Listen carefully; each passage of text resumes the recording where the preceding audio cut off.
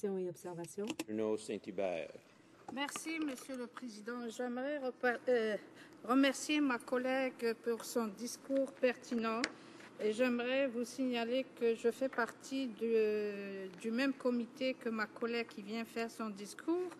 Lors de l'audit des différents témoins qui sont passés, on a appris que cette culture de tolérance quant au harcèlement dans les milieux de travail, les femmes s'en plaignaient et disaient que plusieurs témoins ont dit que parfois les représailles subies sont plus dures que le harcèlement sexuel lui-même.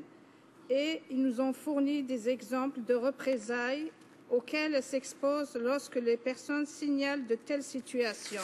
Par exemple, elles sont ostracisées, sont isolées en milieu de travail ou sont transférées dans d'autres milieux hors de l'organisation où ils se font voir attribuer des affectations de travail peu intéressantes ou rétrogradées.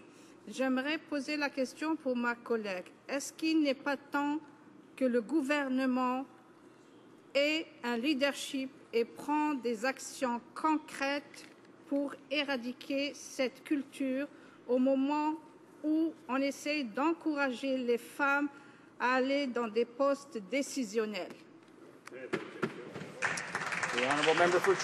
La députée de Churchill.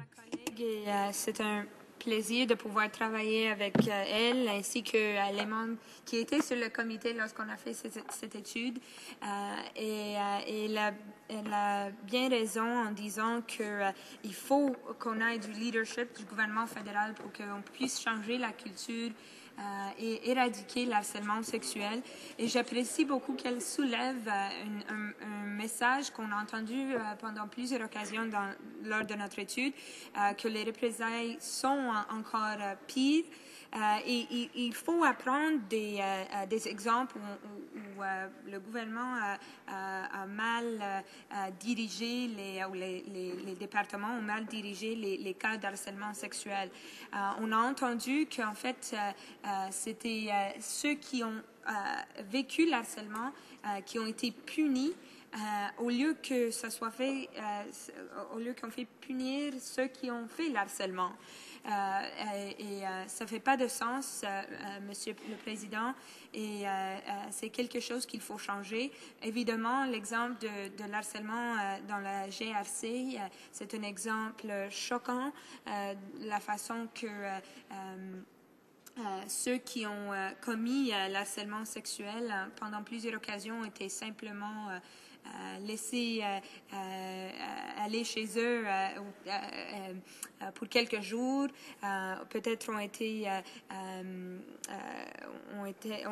allés déménager à un autre centre malheureusement on n'a pas vu des mesures punitives qui jusqu'à maintenant en fait dans les derniers mois on commence à voir quelque chose qui peut décourager l'harcèlement sexuel dans le futur. C'est quelque chose de concret qu'il faut mettre en action et on demande du gouvernement fédéral qu'il le fait aussitôt que possible. Merci.